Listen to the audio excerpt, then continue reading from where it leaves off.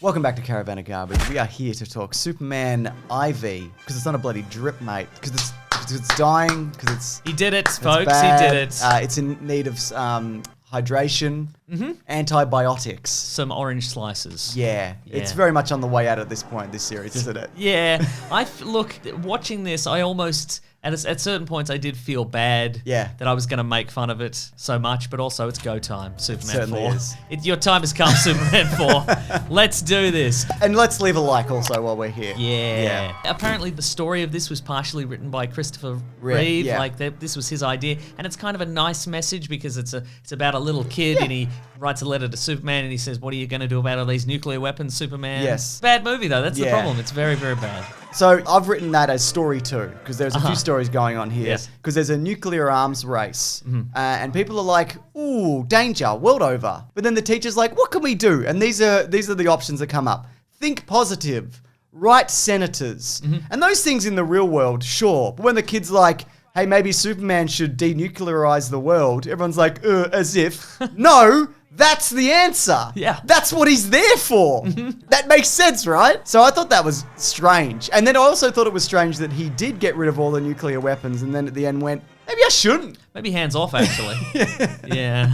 I mean, it's a nice idea in theory and in a fantasy world where this is possible. But even in this world, Superman gets rid of all the nuclear weapons and then the arms dealers are like, this is great because we can sell people more nuclear weapons. Yeah. Like, it's just... It's increased demand. In a way, if this happened in the real world, I'd be like, I think Superman's in on this. He is. Superman making a little extra coin on the side there. Is he short-stocking the nuclear arms market? Oh my God. If that's what short-stocking is? Yes. Excellent. Fun little fact from this. This only relates to me specifically. But this is the first movie that I ever saw in cinemas. Wow. I was maybe 3 or 4 when it came to Australia. I definitely remember memories of watching it as a kid. Yeah.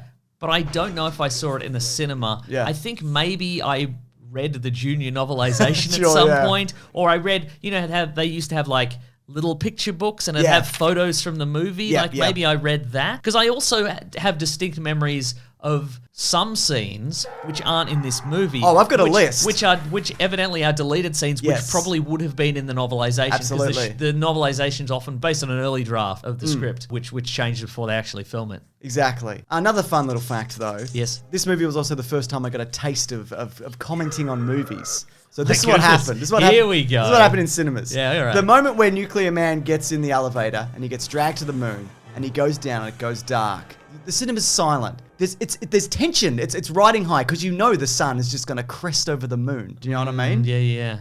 And I said out loud, "Is he dead?" And everybody laughed. And mixed emotions. How'd you feel? well, I kind of was. Honestly, I was just kind of like, "Meh." Like, it didn't bother me, but like, I think if that would have happened a year later, I would have been horribly embarrassed. Yeah. So yeah, I think I was young enough to be like, I don't give a fuck. Yeah. And if it happened to you now, you would have been like, yes, I've got the audience in the palm of my hands. So I'd also like to talk about the inception of this movie, if you don't mind. Go on. So Canon. The Canon Group. The Canon Group. I'm well familiar with the Canon Group. What do you know about them? I know that they started making English versions of Swedish porn movies, like remakes, I guess. Sure, they did He-Man. They did. Yep, they've done some like award-winning stuff. Yeah. And I think Menachem Golan, Yoram Globus from Canon. But they've also done, for example, the 1973 karate kung fu blockbuster Thunder Kick. I'm not familiar with with a man Thunder whose Kick. punches as powerful as kicks. No, I don't know. You mean like Kick Puncher from Community? Yeah, but it's a real movie. It's one. called Thunder Kick. Oh, there you go. So they bought the rights to Superman so they could save the Canon production industry, right?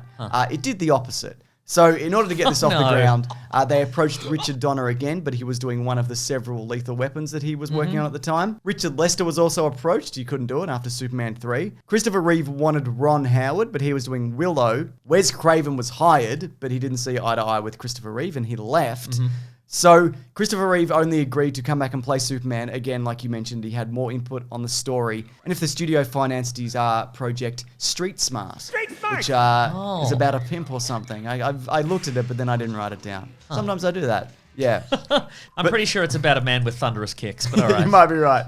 But then off the back of that, when they hired Sidney J. Fury to direct this, him and Christopher Reeve didn't get along. And if you watch a lot of the behind-the-scenes stuff, which I did extensively, it's a lot of Christopher Reeve kind of directing and saying like, well, Superman could do this and this is how I would do it and whatever. It seems like he's very much hands-on. So I think at this point, he's really it's kind of his baby. And it really is, because if you can't get him, it's nothing, really, is it? It really isn't. Like, imagine if this didn't have Christopher Reeve in it. Yeah. And they couldn't get the rights to Superman. And it was Nuclear Man versus Stupendous Man or whatever. Well, exactly. What a piece of garbage it would be. That's right. So some of the reason why it went bad is because the budget went from 36 million to 17 million. That's why it looks like shit. That's really why does. they used the same shot of him flying towards the camera multiple times. You probably recognize that shot, right? You can see like the composite lines it's around so bad. him. There's a scene where Superman and Lois take another romantic flight around the world, and it is just tragic, awful. It looks so bad. And also, as a result of this, Canon cancelled their Spider-Man movie after this tanked. So they were heating up for the superhero game. Yeah. And imagine if this went well, and then Spider-Man went well. Who knows where DC and Marvel would be at this point? Yeah. We probably already have crossover movies. Yeah, I was going to say we might have had a movie adaptation of the famous Superman and Spider-Man team up from back in the day. Where it's just Spider-Man struggling to keep up. Yeah. So another story point, and I've written here story 1. The Daily Planet is under attack by big business who just want clickbait headlines, which for the day was snatch up newspaper headlines. That's right. Is that how that works? and as a result of that, the people at the Daily Planet aren't happy, and he's brought in his daughter also, Lacey, who is a love interest also, and a kind of rival to Lois Lane. But also at the end, this story point is resolved by Perry White going to the bank, taking out a huge loan, and then buying all the leftover stock in the dying newspaper, The Daily Planet, just before a huge economic crisis also. Mm-hmm. It's done anyway, right? Like, he's killed it. Well, maybe that's what happens in Superman 5. I don't know. Superman, can you collect all the unsold newspapers in a big net and throw them into the sun, Superman?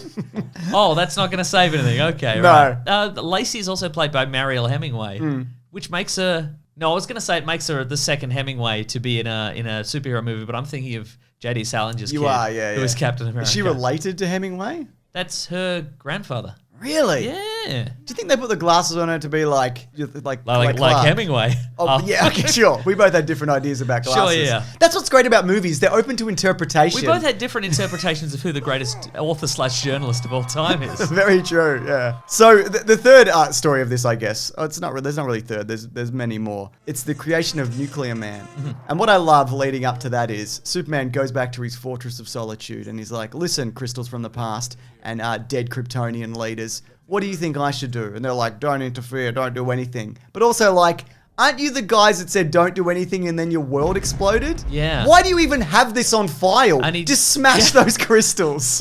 And he has a note on his hand that just says, do the opposite of whatever the Kryptonian scientists say. So Lex Luthor's back, Gene Hackman. Smartest man in the world.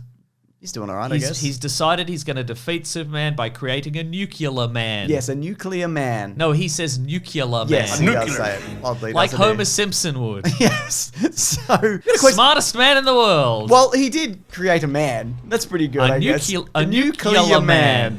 So here's a question. Oh my God, maybe he wasn't creating a nuclear man after all. What do you think he was creating? He's like, no, a TV dinner. You're confused. I'm making a nuclear man. It's different.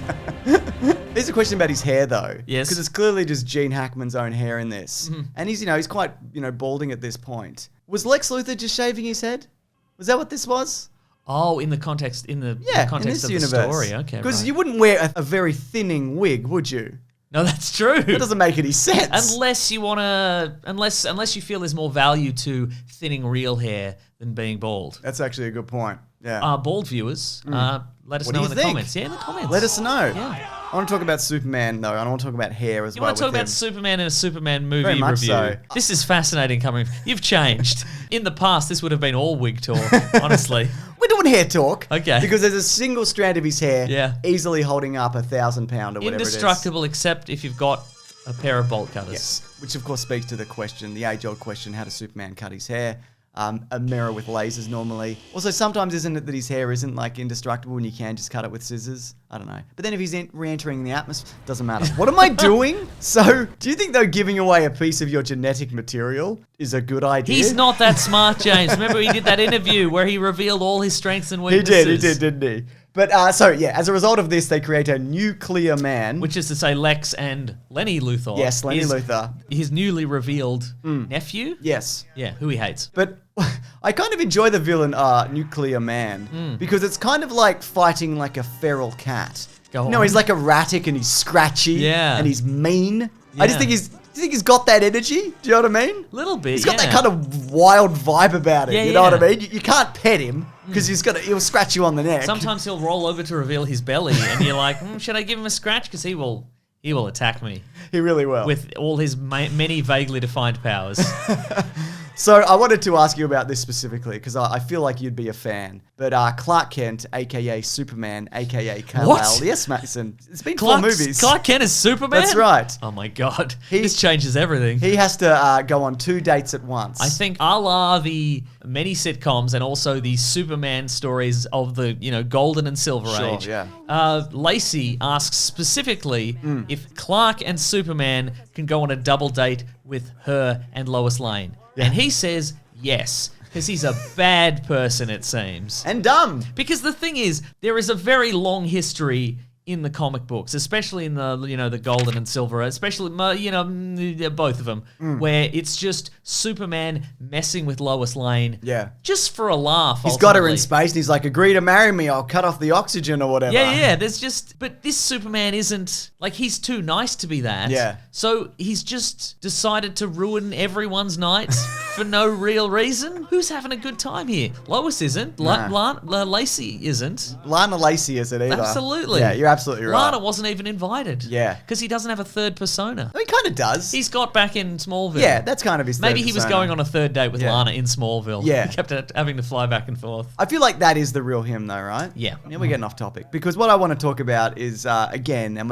we've come back to it, we've come full circle to the memory wiping kiss. Oh, he's done it again. Is he constantly dropping Lois off a building and then revealing himself to be Superman and then he's like, listen, I just kind of need a bit of a pep talk and then just wiping her memory? It's so mean. He's just, I just need you to do something for me. And then she reveals, Clark, I've known all along and I remember everything and what a wonderful time. And then they fly all around the world and then she's like, here's some advice. And he's like, cool, all right. Later, surely at this point they realized there's probably not going to be another one of these. So why not give them both a happy ending that we appreciate? No. Also, it's just occurred to me, who else is he doing it to? Does he foil a bank robbery and one of the bank robbers is like, I saw you come out of that phone booth, I know who you really are. And he's like, well, pucker up, buddy. I believe there's a robot chicken sketch that is specifically that. Just him kissing people around the world. Great joke though. If you had to come at this in 2008, mate, that would have been absolutely lit. That would have been my time. So I've got a couple of miscellaneous Superman notes, if you will. Yeah, sure. Some memories of this movie. Miscellaneous super notes. Very good. Yeah, I like that. And there's a trumpet. Yeah, there would be. To announce each super note. There needs to be a trumpet. These aren't even very good, but the trumpet will probably kind of be. The trumpet will sell them, yeah. Yeah, I think so too. So, Superman getting sick and skinny. Do you think that's taken from The Dark Knight Returns where he gets hit with a nuclear bomb? Also nuclear in this, by the way. Or do you think nobody involved in this has ever read a comic and it's just a coincidence? The second one, absolutely. Okay, cool. Yeah. I just wanted to check, yeah. So, you know the scene with the Great Wall of China? That he rebuilds with his eyes. Yeah, if you look at that closely, what actually happened there was they were going to get Superman going at super speed and he was going to rebuild it. And then they were like, we're running out of money. Things are going south here fast. Mm-hmm. So what we're going to do, we're just going to take a shot of Christopher Reeve looking and then we're going to just make lasers come out of his eyes. But it's a blue laser because it's a different laser. Mm-hmm. And then we're going to cut back to him and it's the same shot, but just reversed and do the same thing again. And then he waves and flies away. What it was supposed to be, he fixes it, then he waves and he goes. Yeah, so they made it into that for whatever reason. I mean, there's the obvious reasons. They ran the out of money. Thing, yeah. So with the very slow moon fight, also they don't need to be moving slow. They're super beings. That just occurred to me. Whatever. I can't believe he shifts the moon. That's very uncool. Don't do that. Wow. Don't you think? Are you just mad because this will change your star sign somehow, James?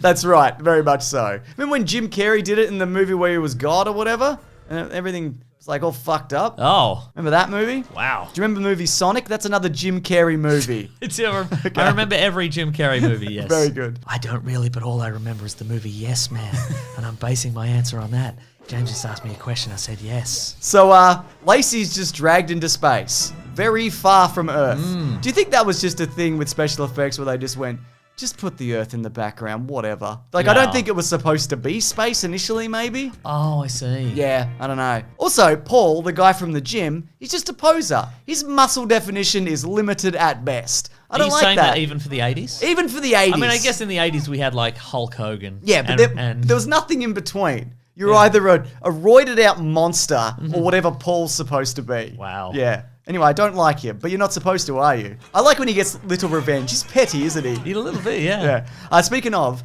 is that outfit that Clark wears? I don't know anything about clothes. You're more of a clothes man. You look at that, do you go towel tucked into the Adidas sweat top or whatever it's supposed to be? Yeah, is that a good look? I mean, Adidas is the gold standard. In Australia, we say Adidas. We do. Because it's the correct way to say it. It is, isn't it? But also, what is he doing? Why is he at the gym? What is he doing? I don't know. I do want to talk about John Crye's role in this movie. Okay, Lenny Luthor, yeah. As mentioned in previous videos, he does reappear in the DC universe as Lex Luthor, doesn't he? He's back and he's like, I've got a goatee and no hair. Rad. He was very excited to be involved in this film. I bet the character wasn't as excited when he was handed to a priest at the end. Oh my goodness, yes. That didn't age super well. No. Can you look after this boy for me, please? But John Cryer, though, it was a dream come true for him. He had a blast filming it. And I've got an interesting quote about kind of how this movie went, if you don't mind. Sure. I'm going to recount it. James has a cheeky little grin. I do. That means this is some super trivia. That's right.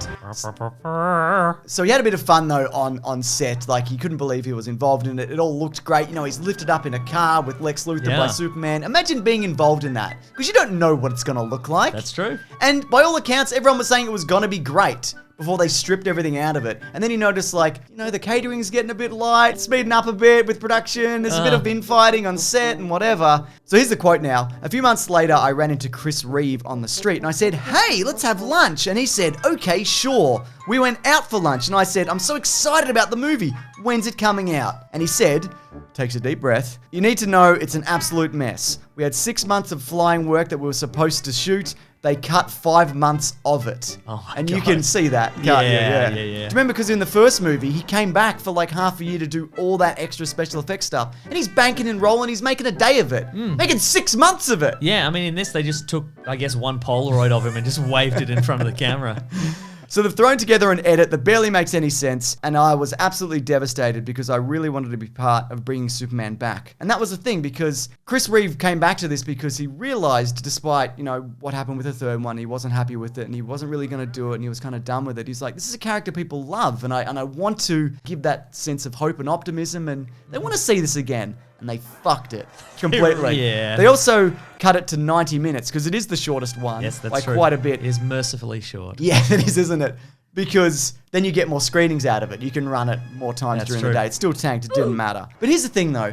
I think with a tighter narrative, this is an absolutely fine Superman story. On the surface level, Lex Luthor creates an equivalent and they battle on the moon or whatever. It's primo stuff. Come on, man. That's. I think this totally could have worked. Yeah. Here's the thing, though. There is a bunch of deleted scenes, which I alluded to before when I said there was a bunch of deleted scenes. So maybe it was. He doesn't know what alluded means, but I'm not going to correct him. It's too late in the illusions, like magic. So, yeah.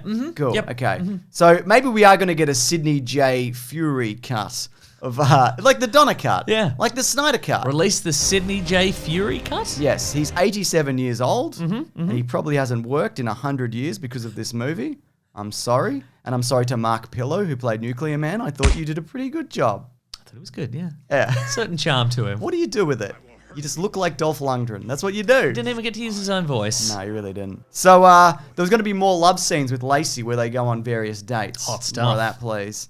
There was also going to be a second Nuclear Man. Or a first Nuclear Man? A first one, and then he's kind of defective. And he was going to be more a Bizarro kind of guy, right? I found some behind-the-scenes footage where they were going to crush a car together, and you can see them doing that. Into a heart? Yeah, I guess. It's nice. Yeah. There was also going to be flashbacks of Superman as a baby, because he does have perfect recall in some versions, so he probably remembers. Right. Does that mean they were going to get Brando back?